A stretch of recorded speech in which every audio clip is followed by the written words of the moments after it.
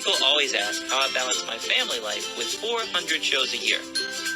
I'm just doing what I love with the people I love. It's my magic life.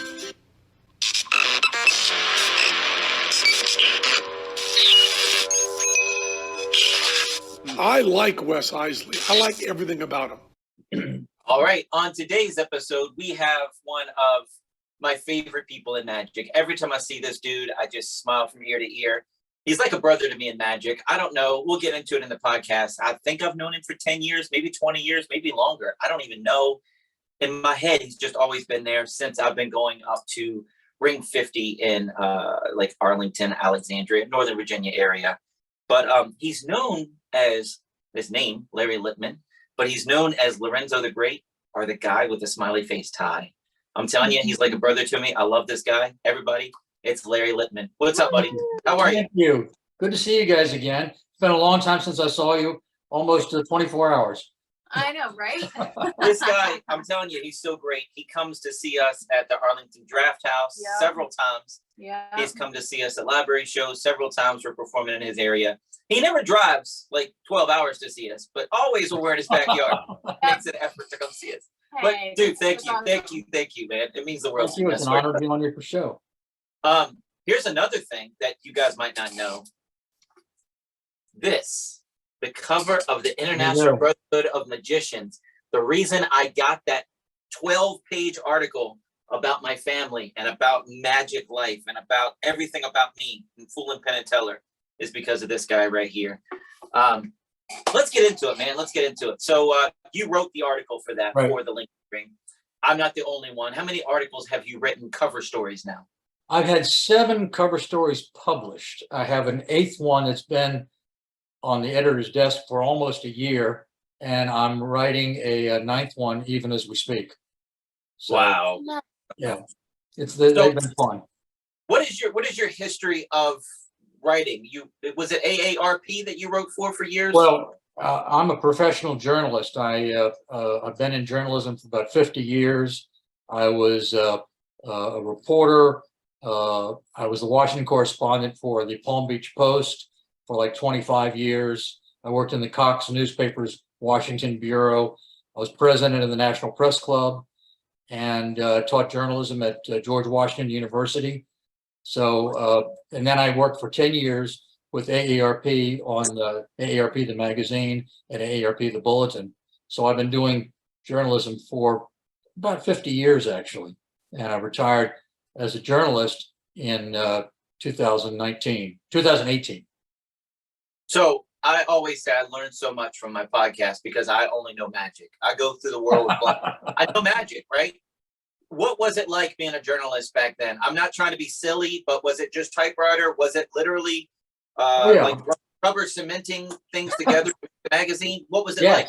Well, I mean, I started off on typewriters in the late 1960s, early 1970s. Worked on a couple of small papers and worked on a larger paper, worked on the Orlando Sentinel for 10 years. And yeah, I mean, I was typing and I saw the birth of, so the transition from typewriters to computers. First, they were static computers, then they were personal computers and laptops. I still have what we call the Trash 80, a TRS 80, which was an old Radio Shack, one of the original laptops. You know, it was a fun time to be a journalist because at the time I was a journalist, the newspapers were riding high. This was right after Watergate, Woodward and Bernstein and all the President's Men. And, you know, there was a huge surge of people going into journalism. I'd gotten in about a year or two before all of that began. So I sort of watched as it took off. And it was a great time to be a journalist. Newspapers were spending a lot of money on journalism.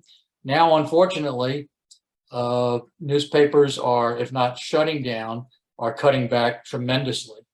All over the world, really. And, you know, the people said, well, you're not going to need newspapers because you're going to be able to read everything online, which is true to an extent. But it wasn't the fact that you could read the stories online that is pretty much killing off newspapers. It's the money side of it, the advertising side. it used to be that newspapers were full of inserts for shopping centers and big department stores. Now all that stuff is online. Classifieds used to pay for the newspapers. All that stuff is online. So that's really what's killed the newspapers, is not the news and the reading side of it. It's the revenue side, the commercial side of it. So when people say that, there just is no journalist nowadays, everything's clickbait and everything is just, do you agree with that? No, I mean, I think there's a lot of good journalism still being done. There's a tremendous amount of journalism still being done. I'm still a member of the National Press Club, and over the years I've helped judge some of their competitions. There's a lot of really good quality journalism being done. It's sometimes harder to access than it used to be, but there's a lot of good stuff being done. One of the good things about computers is that, if I want to read a story that was in the Los Angeles Times, I live here outside of Washington, D.C., I can just go on the internet and read it. So I can read stories from anywhere in the world. And that's great. Right. Unfortunately for the LA Times, I generally am not having to pay for that story. Some of them have put up firewalls to make you pay after a few stories. But yeah, there's a lot of good journalism still being done. All right. So we're on the road, 20-hour workday last week. We're listening to the radio and all this stuff. And I was talking to Natalie. This has nothing to do with magic, but we're in journalism. You never know where this podcast could take us. That's okay.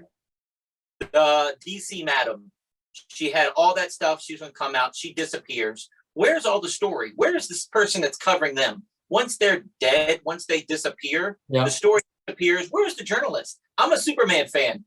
Lois and Clark would be on top of that. They would be ripping it up. Superman would say, "Day," when the bad guys came after him.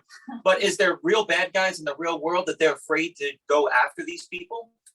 Oh, I don't know how much anybody's afraid to go after anybody. I think, it's sort of like, well, what is new and different now, and what is the latest story? So I really can't speak to that. The DC madam lady's supposed to have all these lists of Johns that were high up in political. Right, I remember that. Yeah. She had this book. She went on to the Today Show. Next thing you know, she's dead in her hotel room. Where's the book? What's going on? And then Jeffrey Epstein, he had all these names, all these people. Right. He's dead. All right, now the other lady went to jail. Where's the names? Where's the book? Where's the trouble these people did?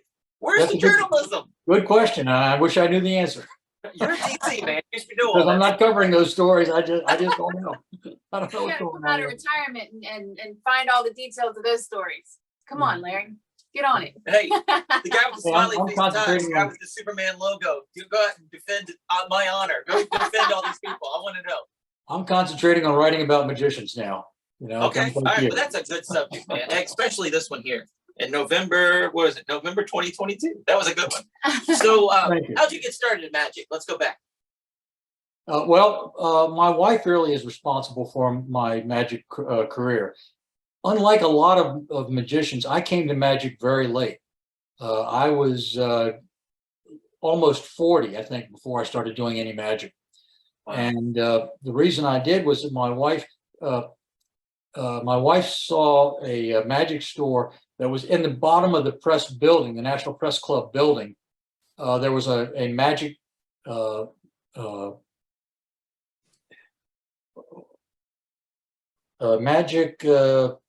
I'm trying to remember the name of it now.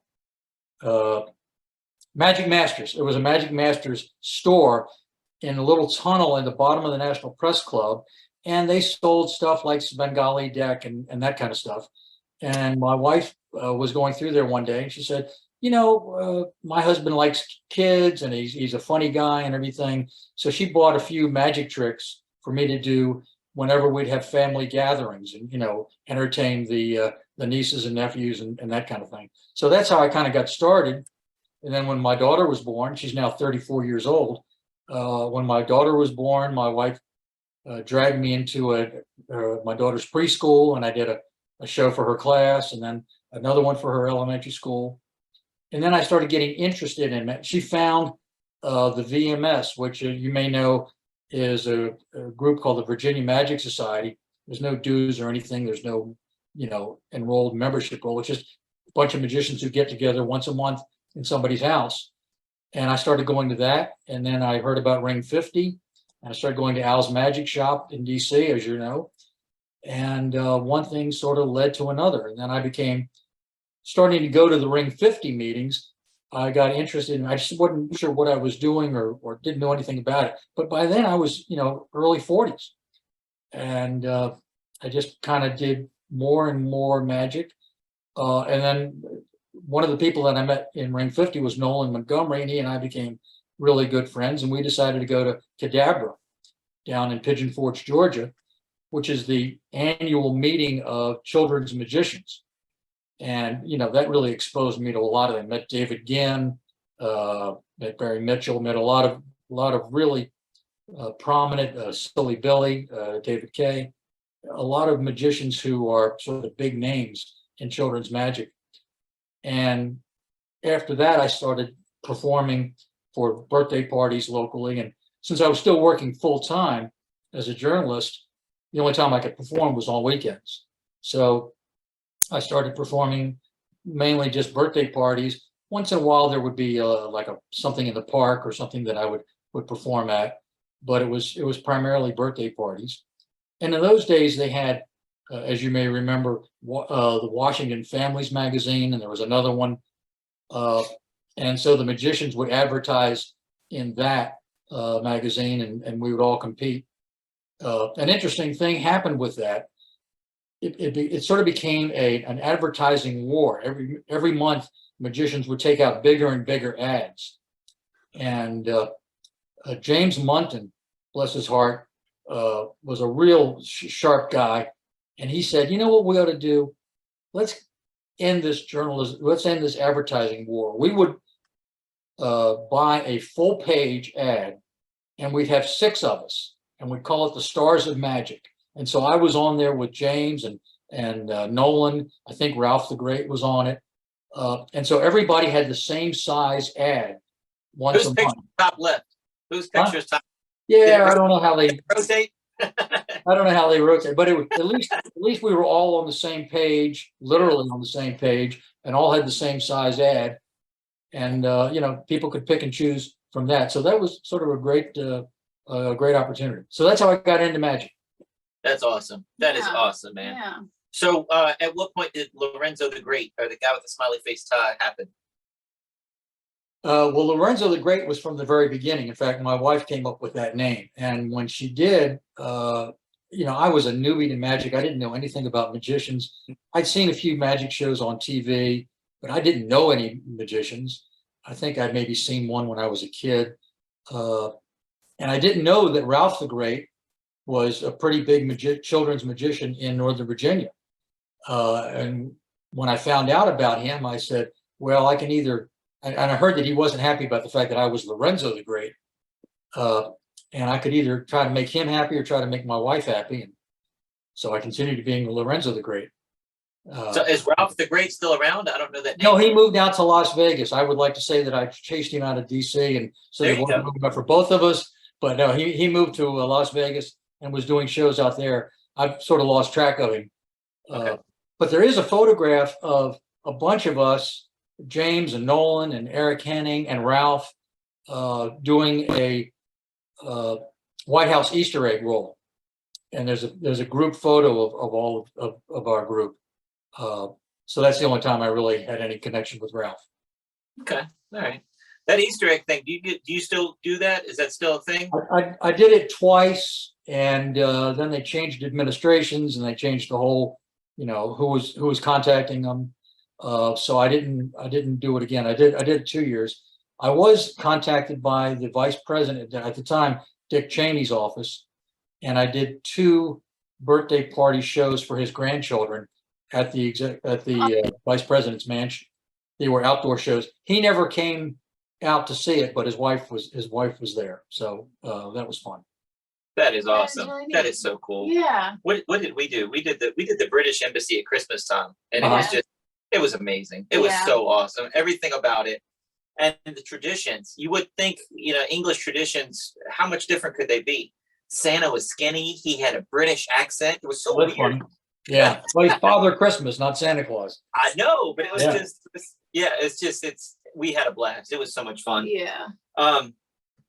So you got started with a Svengali deck and things like that. Do you do close-up magic? I don't know that you are a close-up guy. I do a little bit of close-up magic. In fact, recently I was hired by the Lyceum to do close-up magic at one of the Alexandria Health Fair, which they had at the Lyceum. And so I did close-up magic for kids. I don't do a lot of it, but I do some. I used to perform at the Silver Diner restaurant. There were two Silver Diner restaurants that I performed at. The primary one was the Tyson's Corner one. And once a month I would go in there and do restaurant table hopping on their kids' night. They had Tuesday kids' night.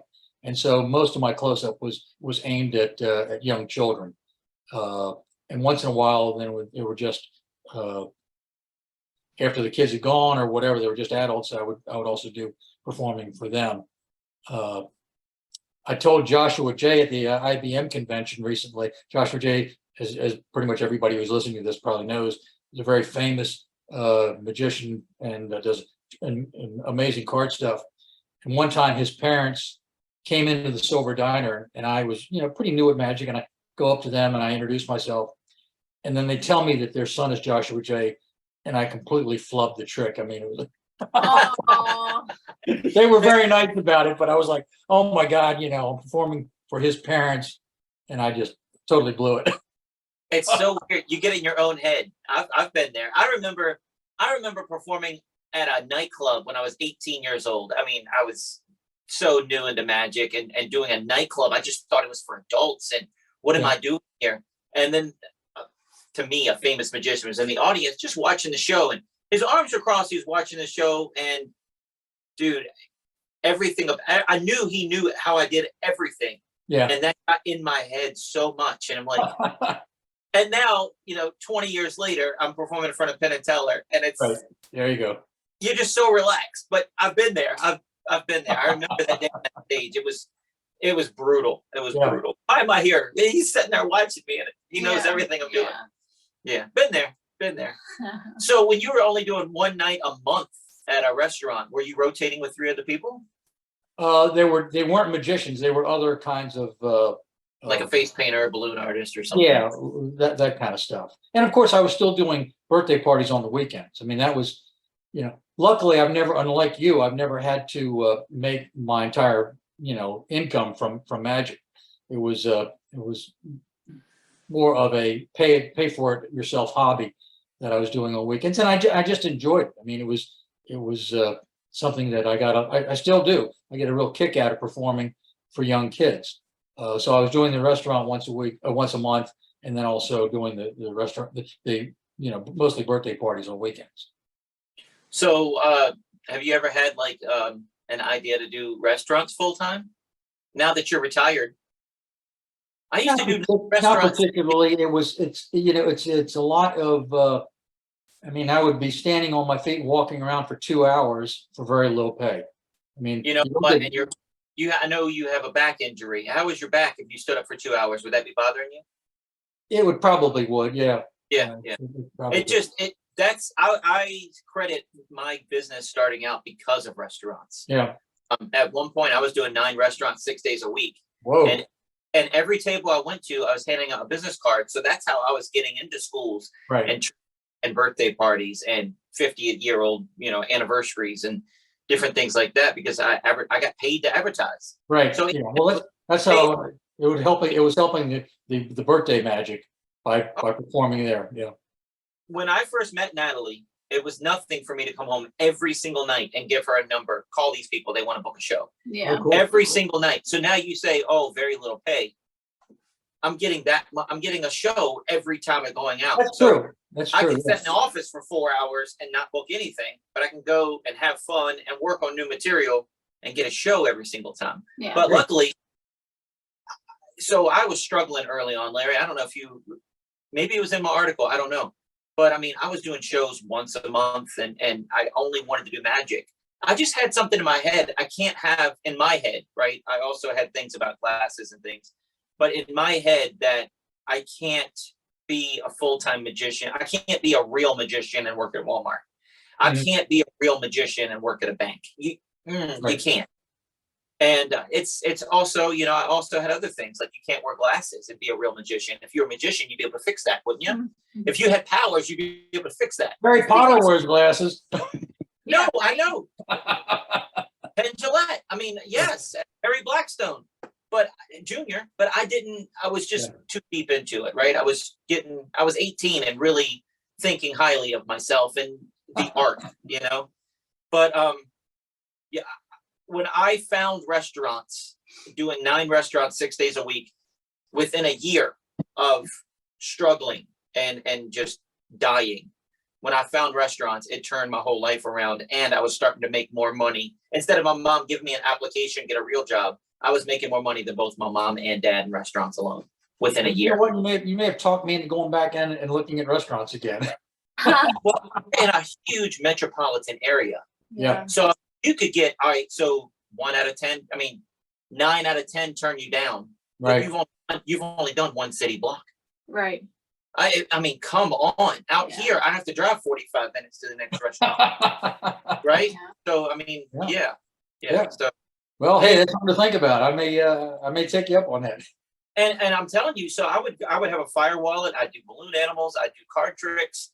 And, you know, lots of times it was just a fire wallet to hand out my business card. Well, I'll just say for everybody, I'll tell you my little secret with the fire wallet. It wasn't that I was trying to fool you with the fire wallet. It was me being rude, but also I don't have time. There's a turnover in a restaurant, 40 tables, right? And I only have so much time. I can only approach the table in my head, and management likes it, after the order's been taken. You don't want to slow them down from placing an order, and you don't want to keep the turnover, right? And if you need questions on this, I'll be happy to talk to you in detail later on. But right after the order's taken, people are having conversations. Now they finally get to sit down and relax. That's my time to attack. So I would say, hey, attack, because I have to go. And if they don't want me, I'm at the next table. And hey guys, you came on family night. We'd have a magician, and that's when I hit it. They see fire, conversations, and they could be in the middle of a conversation. Conversation stops when they see flames, and they all attention's on me. I hand out my card, I do my spiel, I'll do a trick without asking, you want to see a trick? Hey, can I borrow your pointer finger? Now that card vanished and reappeared in my pocket. How cool is that? You ever seen magic before? Oh, we don't have time. Okay. Call me back later on then. That's my out. They never say no. I understand. Didn't do it before they even realize it.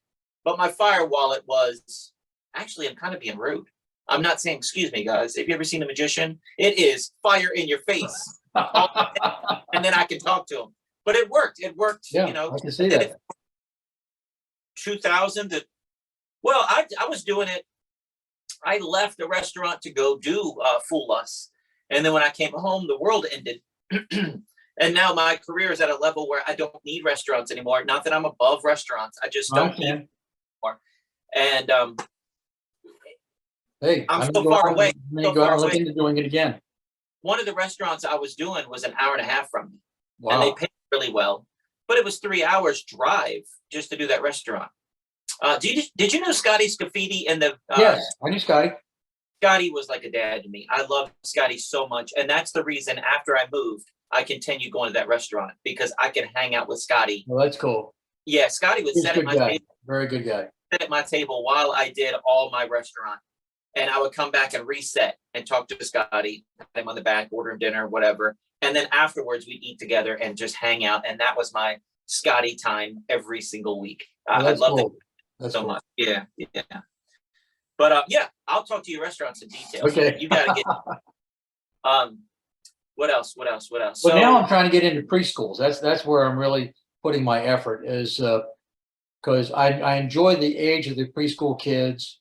I'm moving away from birthday parties because I've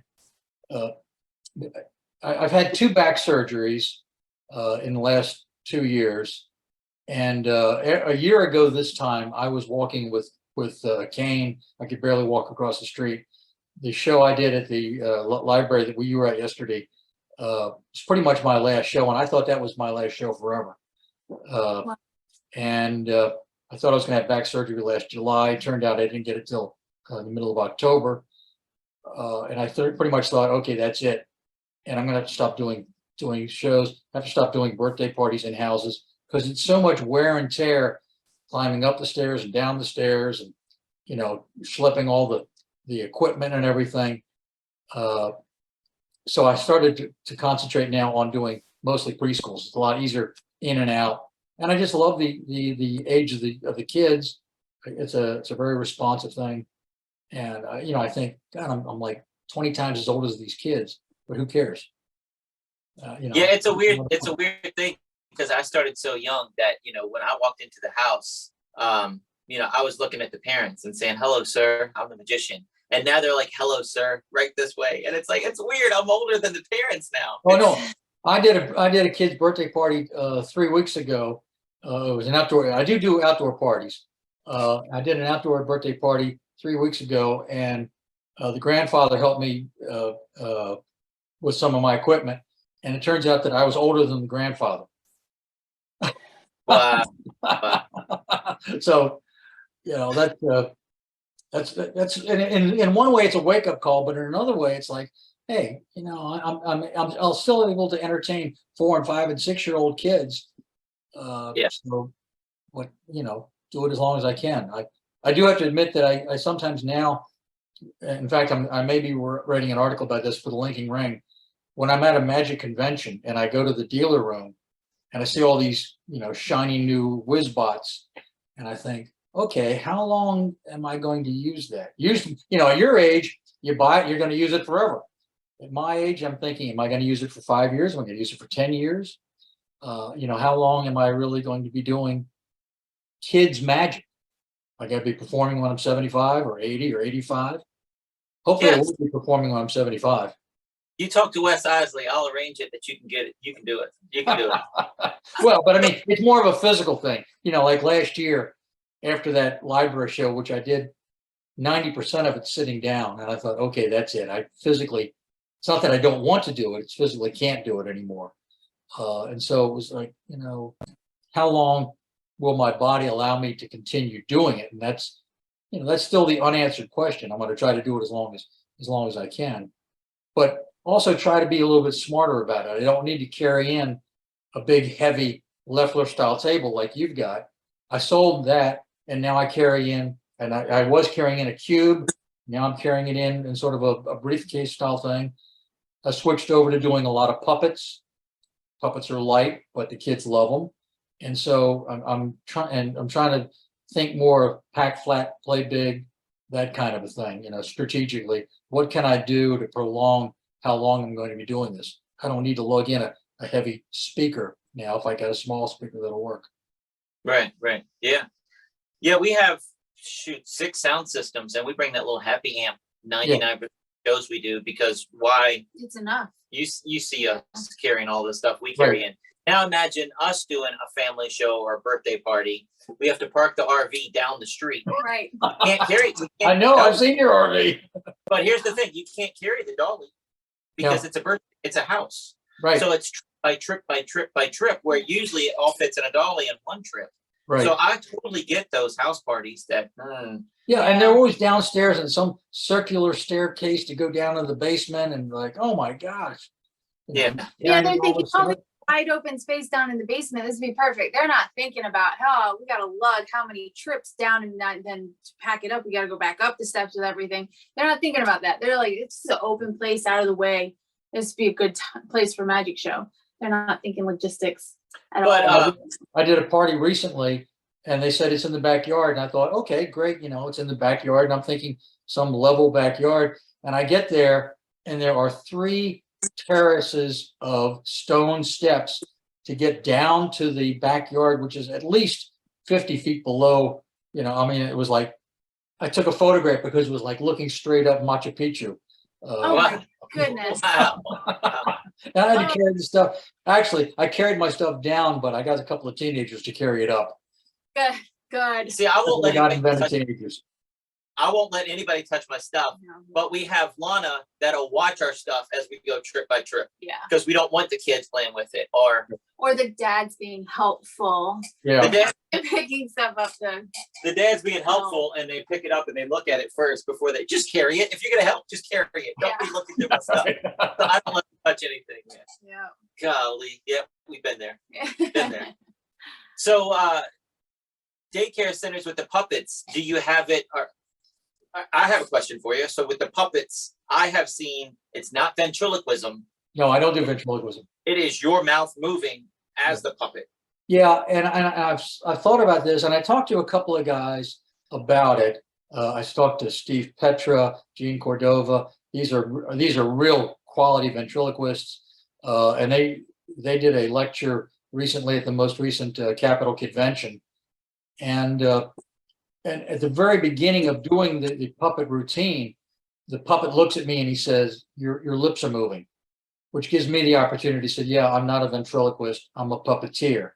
Then the puppet gives me a long look and then looks at the audience and says, "Oh, a puppeteer. That's a lousy ventriloquist."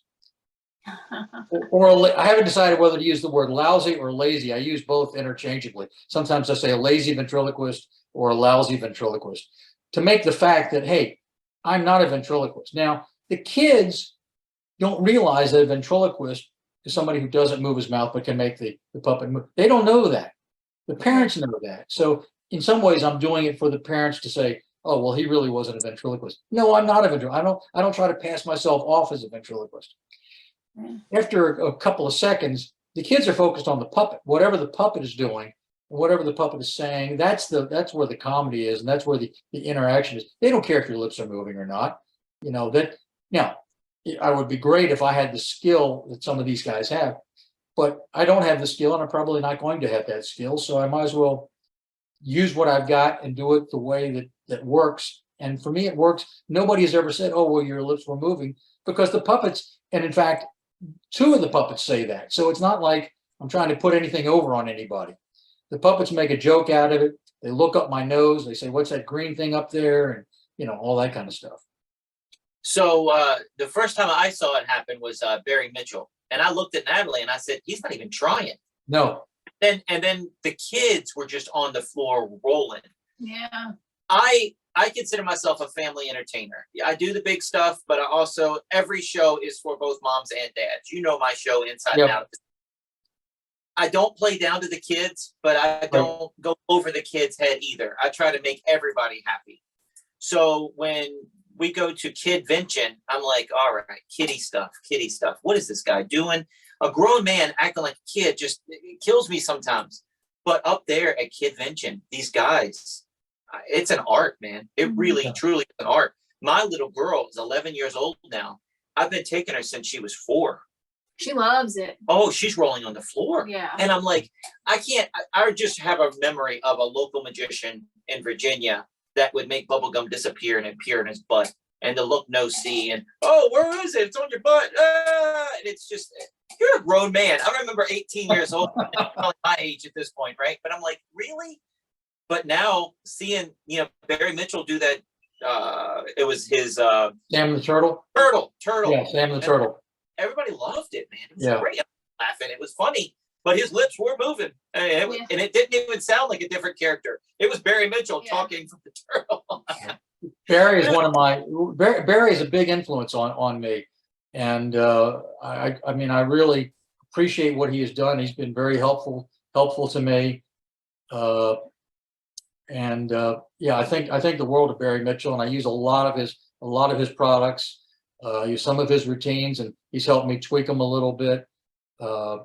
He's a big influence. Well, he's a great guy too, on and off stage. He really is a good guy. I love him. He and I were the only 2 Americans in May who went to the I mentioned this magicians conference in England, Tricks and the Sticks, and he and I were the only 2 Americans who were there. Last year I was the only American. This year he was, we doubled our population by 1. Wow. So did you tell him about it, or was he working it, or? No, he knew about it because some of the guys like John Kimmons and Gary Dunn are pretty big names in Europe and the UK, and so they bring people over. Christopher T. Magician came over one year, or at least he did a video. I'm not sure if he actually went over. Ken Scott, I think, went over one year. It's a lot of fun, and of course now that my daughter lives in England, it's an excuse to go visit her and go to a magic convention at the same time. So that's another thing I told Natalie, because she was asking yesterday after we saw you, is he married? I said, well, I know he was at one point. I'm pretty sure because he's got a daughter that lives overseas that he goes to visit. Where is she and how did she end up over there? She is in a small town called Wells, not Wales, but Wells, which has like 1,000-year-old cathedral right in the middle of the town. And she lives like 2 blocks away. And she and her husband, who she met right after college over there as a teacher, he's the house master of one of the houses over there, kind of like Hogwarts. You know, they have different houses. He's the housemaster of one of the houses and teaches music. She was teaching English and history over there after the baby. She has a 2-year-old son now. She mainly does freelance writing and editing. Anyway, it's about 3 hours west of London, near Bristol. She went over there right after college at UVA and stayed. And she met her husband over there? Yeah, she met her husband. Yeah, right. I think the last week of college, she saw a little ad in the UVA newspaper about teaching at a private school in England. So she went over there and just for 1 year, and that's where she met the guy who became her husband. It was meant to be for sure. That's pretty cool. For sure, yeah. Wow. Awesome. Wow. How often do you get to go over and see them? I usually go over at least once a year now with the, I have the excuse of going over and visiting them. And I also have the excuse of going to Tricks and the Sticks. So like this year, I went to Tricks and the Sticks. I stopped in Dublin on the way, spent a couple of days just touring Dublin, which I'd done before, but I just enjoy it. And then I went to Tricks, and then I went to Edinburgh, and then they met me in Glasgow, and we spent a week in Scotland. So yeah, I go over there about once a year, and then she comes over here about once a year. Oh, good. Does your wife go with you on these trips? She went when my daughter got married, but hasn't gone since. She doesn't particularly like to go to travel. Okay. Oh, Is it a airplane thing? I guess. Yeah. Yeah. Yeah, I can understand airplane fright.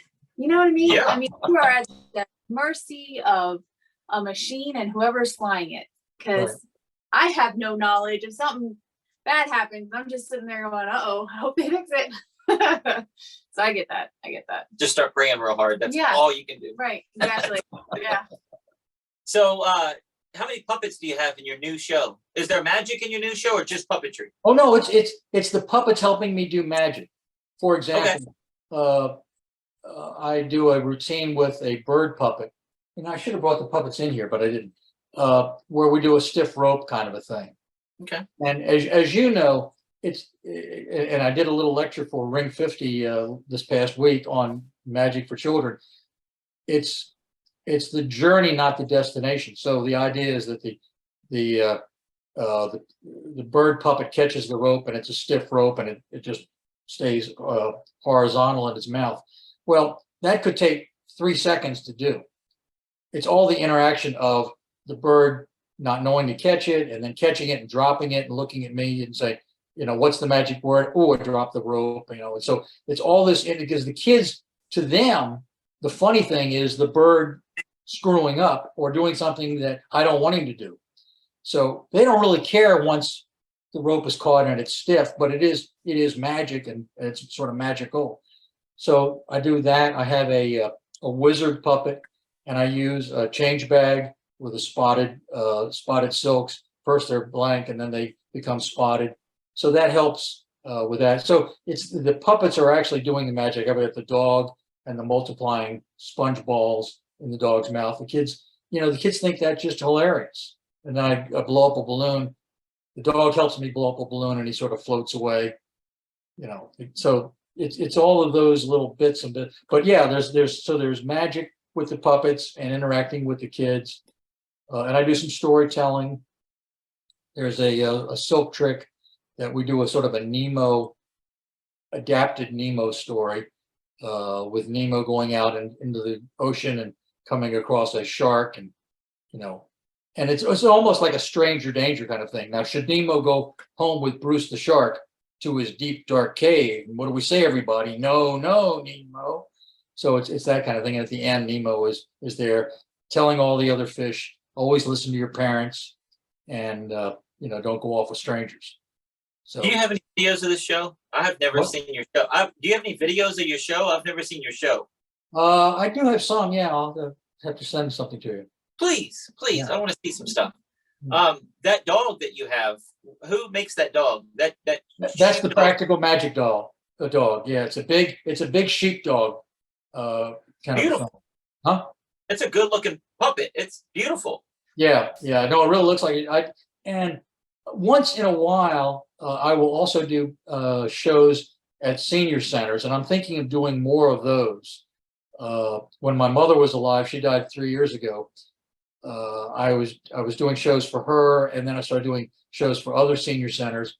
And I did one at one senior center, and I thought to myself, should I bring the dog? Are they going to feel like I'm playing down to them by bringing this dog?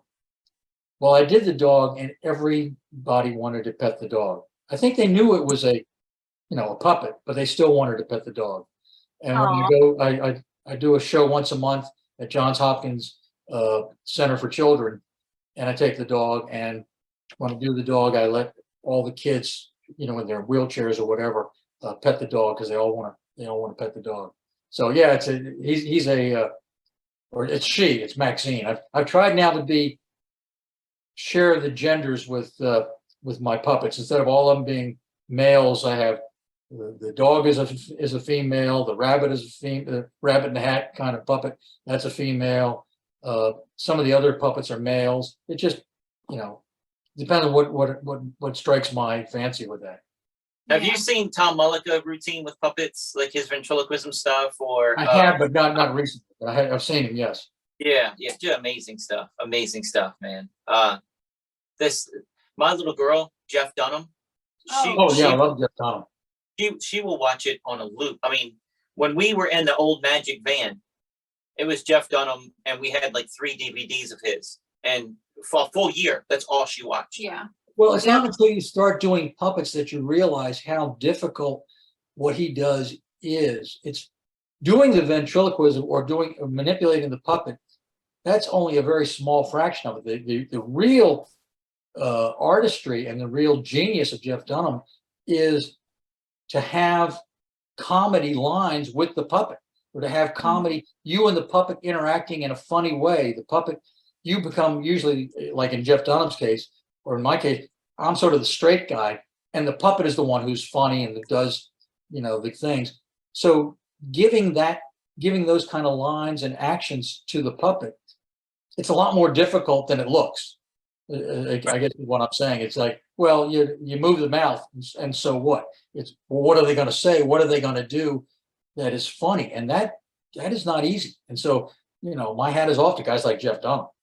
And original material, and keeping that material constant in all of his routines that he does with that puppet for 40 years. Yeah, right.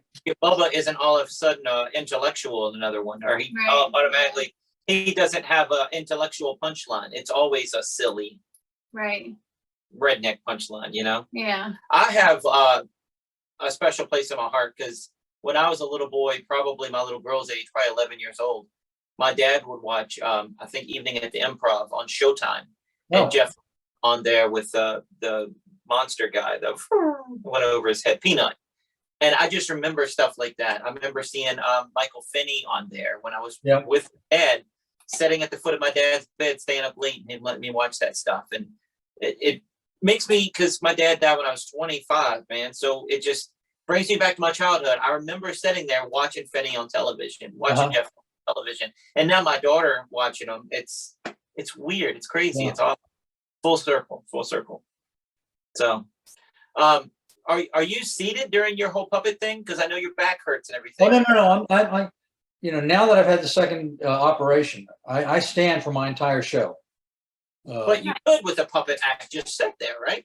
Well, you don't want the puppet floating in the air. So what I now do, particularly with the wizard puppet, is I have my case on a stand, and the lid is up, and so I put the puppet on the lid, so he's sitting on the lid.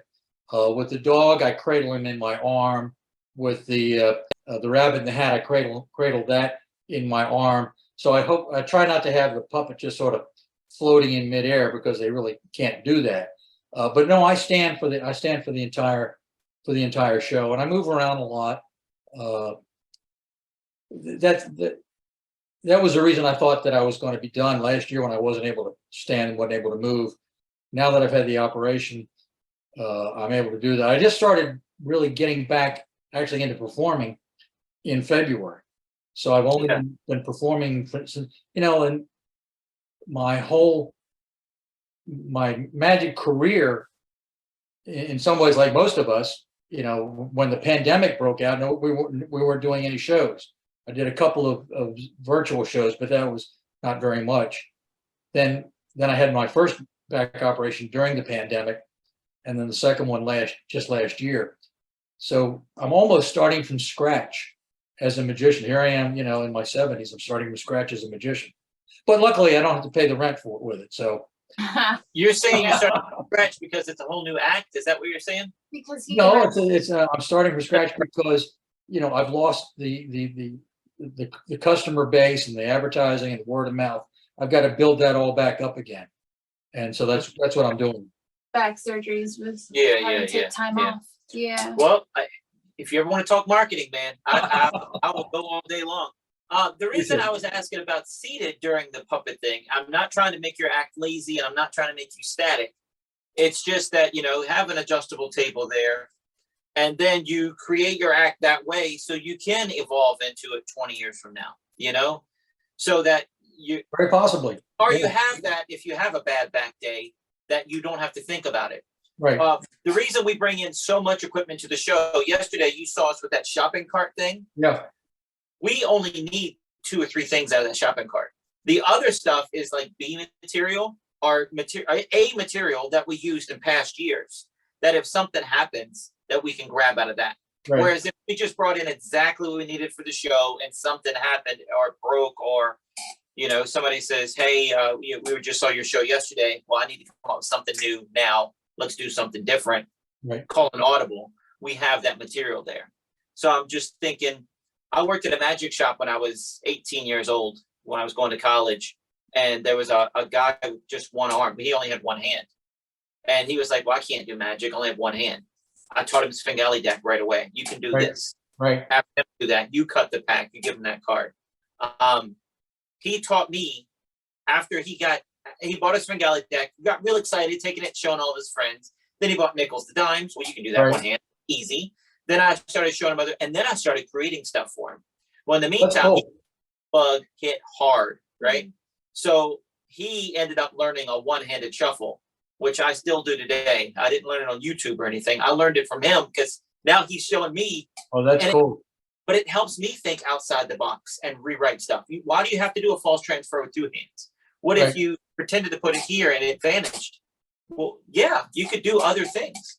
Or the camouflage technique to make it vanish. You pick it up and flush. There's other ways to do it, just one hand.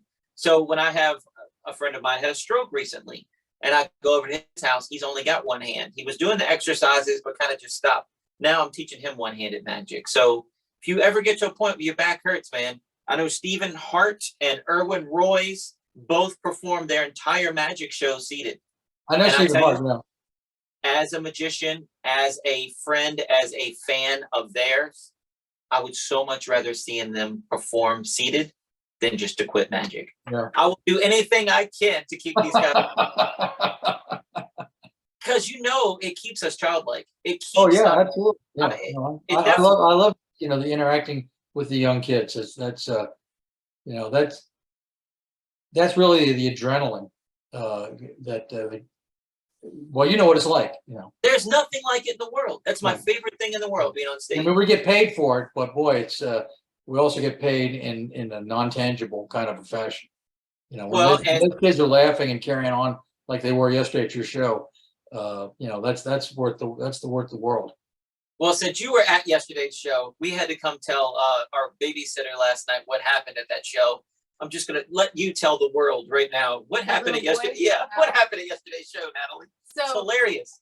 When he was doing his flip, trick. Do you remember that little boy? he Yes, I picked? remember. I know what you're going to say. I'm not going Yeah. to say. So he picked a little boy. He said, Spider Wolf? Is that Spider Wolf? I've never heard of Spider Wolf. He said, yeah, Spider Wolf. And I'm wearing Iron Man underwear. And Wes was like, I believe you. I believe you. Because it looked like he was about to show him the Iron Man. That was a showstopper. That was. Gotcha. But It and was I, great. and then It I was said the line, 400 shows a year. It never gets boring. No. You never know. But as a mom and dad of young children, you know what that boy was thinking as a parent. That's a big deal. That Iron Man underwear is a big Oh, deal. absolutely. He probably got to pick those out that morning. Right. You know what I mean? Do you want to wear Toy Story underwear, Iron Man? I want to wear Iron Man. Yeah. So then when I'm commenting on his Oh, yeah, shirt, he was very proud of it. He was very proud of this. it was awesome. It was, Yeah. God bless him. It was hilarious for the whole audience too, man. It was So just great. adorable. But you never know what you're gonna get. You never know. Right. Have you seen my new routine with the hammer and the cell phone? You I haven't think seen I it. saw. I may have seen it at the draft house. I'm not sure. We didn't, I don't think we Yeah, we did it at the draft house, Did and the we? lady was a young mom, so she acted like a teenager yeah, almost. Yeah. Okay. Teenagers have this thing where they don't know how to act on stage. They feel the light. You can feel their tension. Yeah. But it's even better to get a small kid or a mature adult, right? Uh-huh. I've been using at my resort show. I've been using grandmas for that trick. Well, I like it. Their reactions are priceless because they have. What are they? They're not nervous about anything. They have no governor. They just how it is. Yeah. But I do a trick where there's 2 cell phones left. She shuffles the cards, and it's this one. All right, we're gonna get rid of this cell phone, and I put it down on the table. But I don't say that. That's the last one chosen. You chose that one, okay? And I pick up that bag and I set it on the table, and I just hand her the hammer. She grabbed it and she starts hitting it. And I said, "Don't hit it! I didn't say hit it." And I grabbed her. Her eyeballs like bugged out of her head. And I immediately hug her and I'm like, "No, honey, I'm kidding. And then I grabbed the other one. I hope we did this right. And I show her phone's safe. But with grandmas, it is just this week the grandma was like halfway through the routine. I needed a new phone anyway. Yeah. They're so fun. They have none of that. I like it. Yeah, they're They roll with it. care what people think. Yeah. You're totally fine and comfortable with yourself. You're not awkward and self-conscious up on stage. Oh, maybe my hair is messed up. Oh, is my makeup okay? You don't at that age. You're not caring. Yeah. You're comfortable with yourself, and that So shows, awesome. and it's just awesome. Yeah. We're having a great time. Yeah. We're having a great time. I did it at a school show, and after doing it, I was like, "All right, kids, don't try that at home." And then the teacher went, "You're right. Oh no, maybe we shouldn't have done that one." Yeah, we were talking about it. I was like, I don't know, honey. I don't know if we need to do it that one there. And I think she came up on us when we were discussing it. And so Wes told her about it. She's like, "Oh yeah, do it." And I was like, "Okay." And then he said that afterwards, and she's like, "Uh-oh." Like maybe I need to tell the kids not to hit mom's phone with a hammer. Yeah. I like it. I like it. Yeah. That's cool. So besides the puppetry stuff, what else do you have in your show that you're working on or trying to create? Is that show written 100%? Like our show's I've always got something I'm working on new. I'm always looking for new things. I'm becoming much more selective of what I buy and what I use, because I think to myself, okay, what am I going to really use in the show? And so I got all kinds of stuff that I've purchased. And also because I'm trying to cut back on the size and the weight, there's things that I bought that I know. I mean, I don't do the peanut butter and jelly, which I used to love to do, because it's kind of a bulky trick. I'm trying to find something that is more streamlined. Yeah.